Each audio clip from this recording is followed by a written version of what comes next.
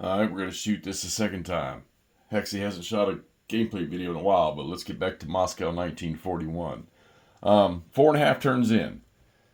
Uh, the Germans have gained no victory objectives, and the Soviets have lost none of their objectives that they already hold, i.e., Vyazma, Rzhev, you got Moscow over there, you got Kaluga up that way, or Kalinin up that way.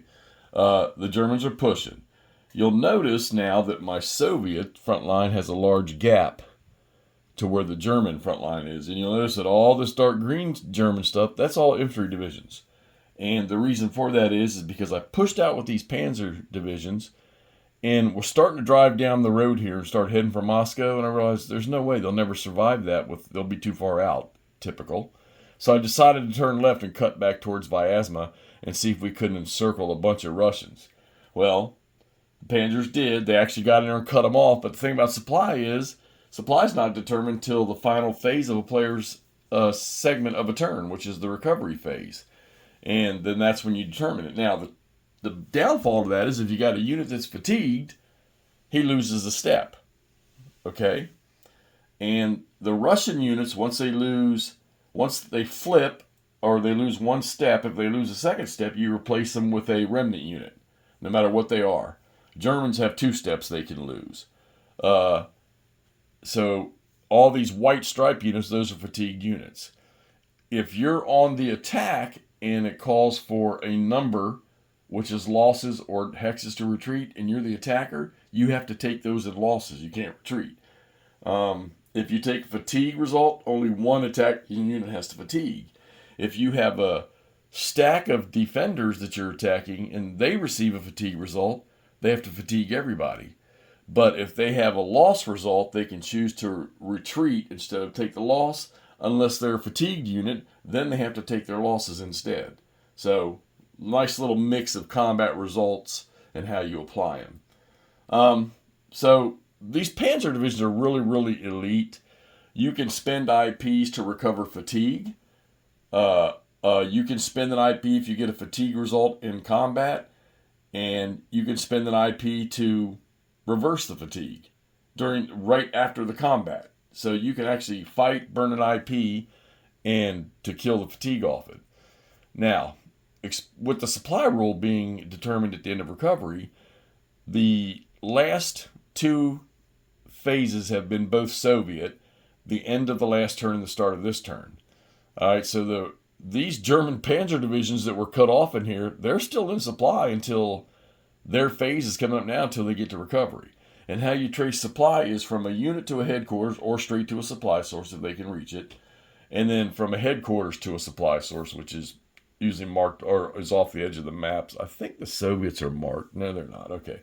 But it's the roads going off certain sides of the map. And you can have 8 movement points to a road or a rail line that goes off the map. So the supply is actually pretty simple. Now, I did have units that were out of supply.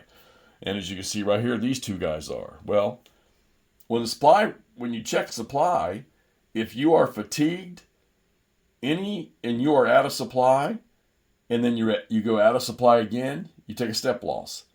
So the Russians have already lost steps here, and they actually lost 3 units. And if you look over in here, these are the infantry. These are the losses already for the Soviets. Infantry, mechanized, whatever those are, militia. These were reinforcement infantry that has already been lost. These are your remnant units that get replaced. There's no casualties over here yet for the Germans. They haven't lost a unit yet. Because, of course, when they start an operation, much like they did with Typhoon, when they did with Barbarossa, they stack up, they have a lot of initial upfront supply and so-so in their replacement department. And then it gets worse as it goes. And eventually the Russians, about 2/3 of the way through this game here, they start to get the numbers advantage. Well, originally I had decided to push out with the Panzers over here down the road, head towards Moscow, and then I realized, well, there's no way, because they'll outrun everybody so bad it's not funny. And will they be able to hold on to Moscow? Well, I don't know. They are pretty potent. I mean, if you get into combat, if you've got armor in the attack, that's +2. If it's a Panzer division that has all its units, there's another +2. And then if it's, if you're defending in woods, there's going to be a -2. If the attacker is fatigued, he's going to lose 1 off his die roll. But then you can burn initiative points to add combat support to your attacks.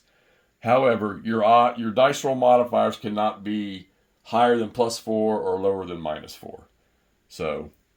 So what we decided to do, since I decided I couldn't get to Moscow, was to turn the panzers in and see if I couldn't encircle a lot of these frontline Russian units, eliminate some of that, weaken their force, weaken their strength, and then I can turn and get the infantry up and start focusing on driving to Moscow. And it worked. I had cut off everything up here, but like I say, with the way supply works, these guys weren't considered out of supply until the end of their phase. So the Russians were resourceful, activated a lot of the headquarters that were in this bubble here, and started moving units back. And actually trapped these 2 German Panzer Divisions. Well, guess what? They're not out of supply yet, and their turn's coming up. They're probably going to attack their way out of this and get back into supply. That happened over here. The Russians surrounded this Panzer Division in here. He took a step loss. Then we had what's called a reaction movement phase by the non-phasing player, and then reaction combat. So we had just enough IPs left to activate these 2 units to move up. Well, a headquarters activation, and then him, and then 1 more to do the attack. And they were able to free him up and get him out. Now they're beat up pretty good, but they're going to get, their phase is next, so they're going to recover all of that. But I want to continue my push on these units in here. I'm going to get this infantry forward. They can all move 8, and you also have like an extended march in this game, but you're going to take a potential fatigue or step loss. You got to roll a dice against that. But we're going to start getting the German infantry up so I can free these panzers up again to start encircling some stuff. So I attempted to do the Kettelschlacht or Cauldron Battle, whatever you want to call it, and did it somewhat successfully, caused the Russians to pull off. Now the Germans are going to advance again, and we're going to see if we can't. I need to push in here. I need to cut this stuff off as best I can. So, because right now they got this little gap on this road, and as long as they have an enemy or a friendly unit in there, they can trace supply back through there. So they're doing pretty good. But there you go. There's 4.5 turns into Moscow 41. Might play another 4 or 5 before I give you another update. Hopefully I can do some more of this tomorrow. All right. Talk to y'all soon.